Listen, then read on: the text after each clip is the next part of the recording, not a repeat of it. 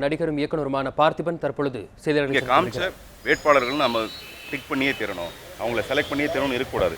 அதுக்கு எதிர்ப்பு இருக்கும்போது அடுத்த தடவை இன்னும் சிறந்த வேட்பாளர்கள் நம்ம கிடைக்கணுங்கிறது என்னுடைய எதிர்பார்ப்பு. சார் 2 தொகுதியில் தேர்தல் தள்ளி வச்சிருக்காங்க, நியாயமான நடவடிக்கையா? இது எப்படி பார்க்குறது? பொதுமக்கள் வாரிகள் கருத்து என்ன? இல்லை, அது நியாயமான நடவடிக்கையாக இருந்தால் மற்ற தேர்தலை ஏன் தள்ளி வைக்கலைங்கிறது தான் என்னுடைய கேள்வி. மற்ற இடங்களில் பணப்பட்டுவாடு நடந்து தானே இருக்கும். என்ன தீர்வு சார்? என்ன தீர்வு இருக்குது?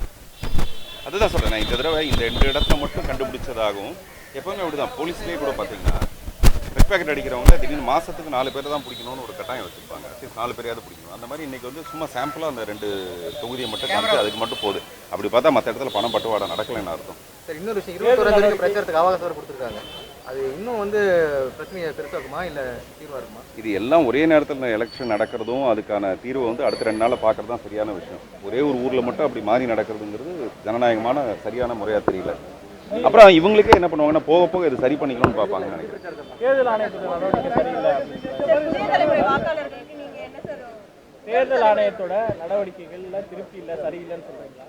இல்லைங்க, நான் சொல்கிறது வந்து இப்போ 49-0 ஒன்று இருந்தது. முதல்ல 49-1 அவங்களே ஒரு ஸ்லிப்பு கொண்டு வந்து கொடுத்து நம்ம வந்து நம்மளுடைய எதிர்ப்பை பதிவு பண்ணலாம். அப்புறம் போக போக என்ன பண்ணாங்கன்னா, ஏன் அது அப்படி இருக்கணும், சீட்லேயே கொண்டு வரலாமே அப்படின்னு தான் சீட்டில் நோட்டான்னு போட்டாங்க. இப்போ பார்த்தீங்கன்னா அதில் ஒரு பவருமே இல்லைன்றாங்க. ஒரு பவர் இல்லாத எதிர்க்கணும், அதில் குப்பை தொட்டியாக அது கடைசியாக கொண்டு கூட்டிகிட்டு வரதுக்கு. இது என்னுடைய கேள்வி. அப்படி இருந்தால் இப்போ என்ன பண்ணுவாங்கன்னா, தேர்தல் ஆணையம் மறுபடியும் இதை மறுபரிசீலனை பண்ணுவாங்க. டெஃபினட்டாக அந்த நோட்டாவுக்கு வந்து ஒரு பவர் இருக்கும். அதை மெதுவாக தான் செய்ய முடியும். எப்போவுமே மக்கள் தான் ஒரு பிரச்சனையை உண்டாக்கணுமே தவிர தேர்தல் ஆணையத்துக்கு எல்லாம் தெரிஞ்சுக்காது. மக்கள் எப்போ ஒரு எதிர்ப்பாக காட்டுறாங்களோ அப்போ தான் அதுக்கு ஒரு பவர் வரும். அதனால் டெஃபினட்டாக தேர்தல் ஆணையம் போக போக சரியான விஷயங்கள் செய்வாங்கன்ற நம்பிக்கை.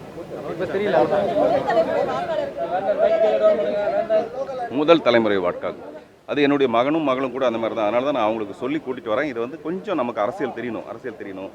அல்லது நம்மலாம் என்ன ஃபீல் பண்ணுறோம்னா, நம்ம தொகுதியோட சம்மந்தப்பட்ட யாரோ ஒருத்தர், இந்த மழை வந்தது, மழை நேரத்தில் யாரோ 10 பேர் வேலை செஞ்சாங்க. அந்த 10 பேர் வேலை செஞ்சவங்கள யாரோ ஒருத்தர் வேட்பாளராக இருந்தாங்கன்னு வச்சுங்களேன், நமக்கு அவங்க மேலே நம்பிக்கை இருக்கும். எதையுமே எதிர்பார்க்காம ஒரு இடத்துல வந்து வேலை செஞ்சவங்க நமக்கு வேட்பாளராக இருந்தால் அவங்களுக்கு கிடைக்கப்பட்ட அல்லது கொடுக்கப்பட்ட அந்த பதவி வந்து நமக்கு பயன்படும். அப்படி இல்லாமல் திடீர்னு யாரோ ஒருத்தர் வந்து 2 கே எடுத்து கூப்பிட்டுக்கிட்டு ஒரு ஜீப்பில் காமெடியாக வந்துட்டு போகும்போது அவர் எப்படி நம்ம தேர்ந்தெடுக்கிறதுன்னு தெரியல. இது நிறைய பேருக்கு குழப்பம். இன்னும் சொல்லப்போனால் இந்த தொகுதியில் எந்த தொகுதியிலேருந்தோ ஒருத்தர் வந்து இங்கே நிற்கிறாரு வேட்பாளராக, அது வந்து கட்சி நிறுத்துதாங்க. மேபி அது ஜாதி சம்பந்தமாகவோ ஏதோ ஒரு காரணமாக கொண்டு வந்து நிறுத்துறாங்க. அந்த வேட்பாளர் மேலே எனக்கு வந்து விருப்பமே இல்லாமல் இருக்குது. அப்போ நான் என்ன பண்ணுறது?